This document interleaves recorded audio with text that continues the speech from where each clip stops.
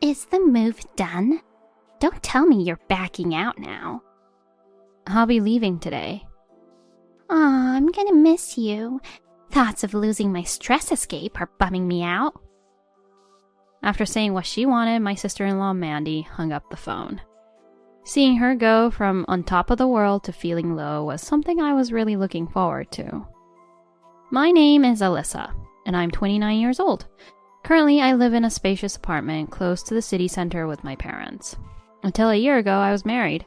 However, my husband's affair led to our divorce, and I returned back to my parents' house, now a divorcee. At that time, considering our old cramped house, I saw it as a good opportunity to move. Thus, I relocated to the apartment where I live now with my parents. I have an older brother, Jim, who is 3 years my senior. He left our family home quite some time ago. When we moved into the apartment, he commented on how petty it was to buy an apartment with a divorce settlement. Regardless, I enjoy a comfortable life with my parents. I work remotely, and so far, I haven't faced any inconveniences. Jim hardly ever visits home, and it seems he doesn't even update our parents about his life. Although he works at a company, I don't really know the details. Occasionally, I call him to update him on our parents and myself, but he always seems disinterested and ends the call quickly. Honestly, I'm not sure if he can really be considered the oldest son in our family. Little did I know, Jim would soon bring an astounding problem to our family. One day I received a rare call from him. Wondering what was going on, I answered the phone. "And Jim, what's up?" I asked. His unexpected response was filled with pride. "Oh, I'm getting married." I was shocked and exclaimed loudly. Jim had always been single, and I've never heard him talk about any romantic stuff. I had assumed he would remain single for life. Who are you marrying?" Someone from work. I'll bring her over next holiday, so let Mom and Dad know. See ya." After saying that, he hung up the phone. For a while, I stood there stunned, wondering what kind of woman he was marrying. Jim's not the easiest guy to deal with, and he's not the most financially savvy. Whoever's with him must be a pro at keeping things steady. Well, he said he would bring her over next holiday, so I would find out then. Feeling a mix of anxiety and worry, I awaited the next holiday. On Sunday, Jim visited our home with his fiancée. "This is Mandy, my fiancée." Mandy, my future sis-in-law, was looking all glammed up with her makeup, and she greeted my parents and I with a grin. Then she said, You must be his sister. I've heard about you. Surprised, I asked, "What have you heard?" She replied with a meaningful smile. Oh, various things. This left me feeling uneasy, and I couldn't shake off the feeling afterwards. However, Mandy and Jim were very interested in our apartment, saying, "Was this apartment always this spacious?"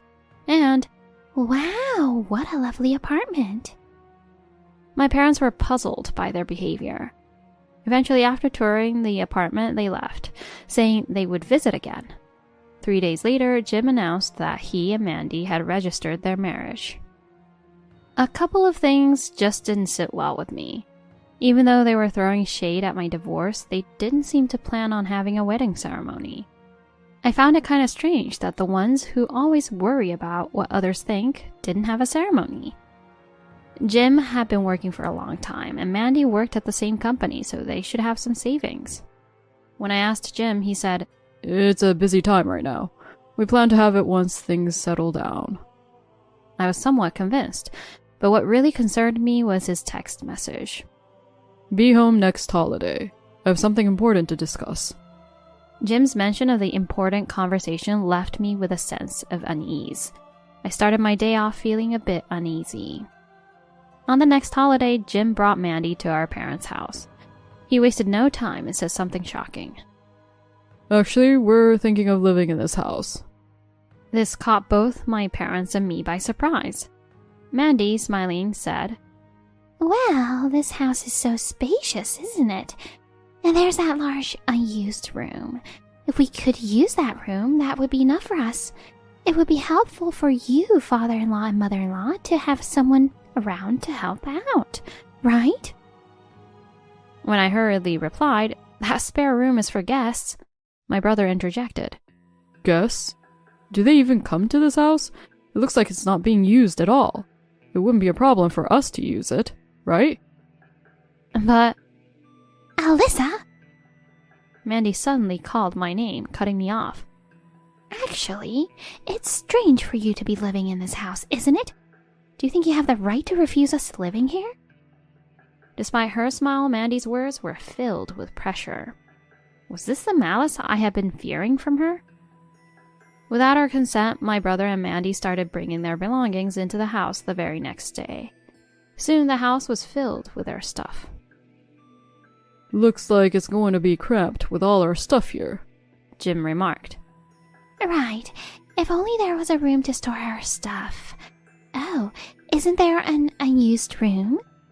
Mandy suggested. An unused room? You know, the room of that lazy, good-for-nothing sister-in-law who doesn't work and just lazes around at home all day. Ah, I see. I could hear everything they were saying and laughing about in my room. They were probably making sure I could hear them. Mandy started to harass me, not just as a sister-in-law, but more. At mealtimes, Mandy would hurl insults at me like, "Aren't you ashamed of living holed up at home at your age? Why don't you try earning some money for once?" I started taking my meals to my room to eat alone. This only led to me spending more time in my room, which made Mandy more annoyed at me. I had assumed that since Jim and his wife were living with us, they would be contributing to the household expenses. However, it turned out they hadn't contributed a single penny. Shocked, I said, "Can't you at least contribute some money for living expenses? You're the eldest son, right?" To this, Jim and his wife retorted, You're not doing anything yourself, so don't you dare talk back. Be grateful we're living with you. Besides, if we give money to your parents, part of it would go to your living expenses, wouldn't it? Why should we have to pay for you too? Plus, at your age, being a divorced, unemployed single person living with your parents, how can you even show your face in society? Aren't you ashamed to be living here? They completely dismissed my concerns. It hit me that it was a lost cause, so I sighed. It seemed my brother and his wife spent all their earnings on themselves. One evening, as I was about to take a bath, I ran into Mandy. She exclaimed, "Hey, you weren't thinking of going before me, were you? Why should I go after you?" I left the spot without a word. Offended by being ignored, Mandy yelled at my back. "How much longer do you intend to stay here? It's time you left. Don't live here like a freeloader, you trash." Her words finally made up my mind. I wouldn't let this go. I heard from my parents that Jim and his wife were planning a trip to Miami for a week. Seeing my chance, I informed them I would move out while they were away. Hearing this, Jim and his wife were overjoyed, saying, Finally leaving, huh? Make sure you don't leave any unnecessary stuff behind and just get out quickly. "Alyssa, you're moving out? Ah, I'm so sad." "Just kidding. About time, right? Having someone like you around is just toxic. Hurry up and leave." Before announcing my move, I had made a proposal to my parents, who, after initial shock, listened seriously and eventually agreed. I let Jim and his wife know that the transfer of the apartment's ownership from me to him had to be finalized before my move. He agreed readily, and the process was completed without any issue. Now, all rights to the apartment were Jim's. And off they went on their trip, all smiles and excitement. Well then, let's get moving. I was just as excited about moving as Jim and his wife had been. I moved out all the things I had bought and took them to my new home. During the move, I received a call from Mandy. "Is the move done? Don't tell me you're backing out now." "I'll be leaving today." "Ah, I'm gonna miss you. Thoughts of losing my stress escape are bumming me out." After saying what she wanted, Mandy hung up the phone. Seeing her go from on top of the world to feeling low was something I was really looking forward to. The move was completed without any issues.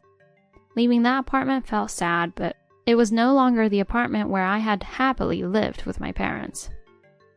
I decided to start fresh and began unpacking at my new place. A week later, my phone rang. It was from Jim. I didn't pick up because I knew what he would say. He called several more times, but I ignored them, and eventually it stopped. However, shortly after, Mandy began calling repeatedly. I gave in and answered the phone, getting sick of it ringing over and over again. Hello? Mandy was almost hysterical, saying, "What is going on? Where are my in-laws? And what's with this apartment's rent? What do you do for a living?"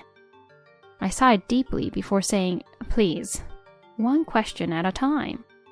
Mandy then shouted into the phone, "What's happening? Where have my in-laws gone?" "My parents? They're here with me. They moved with me. It wasn't by force. They were sick of you taking their pension." "But there's no furniture or appliances. Where did they go?" "I brought them with me. They're all mine since I was the one who bought them. And just so you know, Jim was the one who told me not to leave anything unnecessary behind." "How are we supposed to live in a place with nothing left?" "You're both adults. You should be able to buy your own living essentials. You work, so you must have the money, right?" "In this apartment? Why is there a mortgage? It was supposed to be fully paid for with your divorce settlement, wasn't it?" "That was a misunderstanding on your part.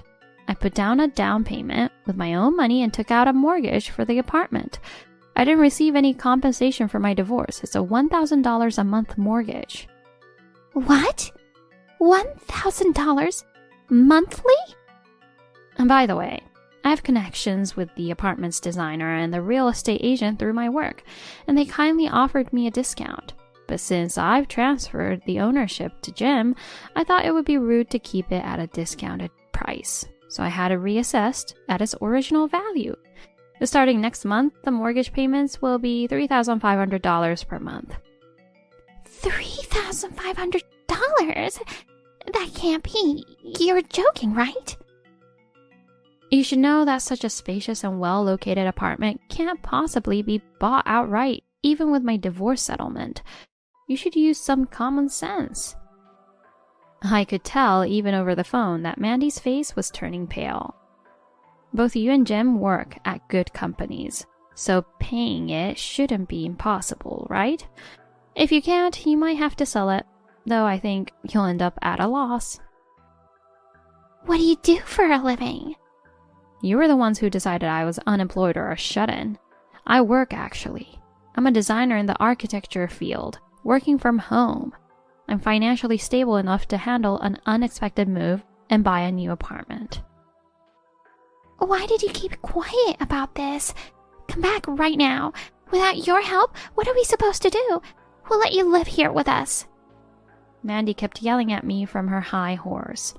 At this point, what she said hardly mattered to me anymore.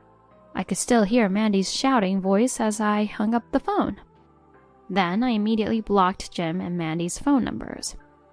Word on the street is that Jim and Mandy were both hooked on gambling before they got hitched, and ended up going bankrupt because of it. They got into a ton of debt and couldn't keep up with paying for their place, so they had to move out. When they came begging for money to our apartment, they assumed it was a great property and that I had already purchased it, leading them to believe they wouldn't need to pay rent. That's why they forced their way into living with us. It was always a mystery to me why those two, who were all about their image, never had a wedding. But it turns out they were broke. Of course, they spent their salaries on gambling without contributing to household utilities, relying on our parents' pensions instead. They didn't stop there. They even took our parents' pensions to fuel their gambling habits. Given the situation, it was natural for my parents to agree with my suggestion to move out and live in a new apartment away from Jim and his wife. We decided to let go of that apartment, considering it a loss, and purchased a new, comfortable one. Furthermore, the new apartment was actually designed by me, and thanks to my connections, I was able to purchase it at a third of the price. I managed to buy it without needing a mortgage at all. Later, I found out that Jim and Mandy ended up not being able to cover the rent and had to sell the apartment. However, they still have a long way to go in paying off the mortgage. Now, homeless, the two moved into a rundown cheap apartment. Still obsessed with their looks, they always wear luxury items despite their dire financial situation, leaving no room for a comfortable life as they struggle with mortgages and debts. Apparently, someone spotted them grabbing a bunch of bread crusts from a bakery not too long ago. It's terrifying to imagine what their life has become. Meanwhile, my parents and I have been enjoying our peaceful days. Our new apartment is comfortable. My job is going smoothly, and we have no problems.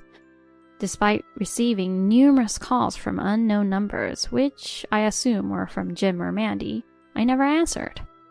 Last week, I changed my phone number. Now, there's no way for Jim or Mandy to contact me. I'm looking forward to cherishing calm days with my parents in our newly adopted home.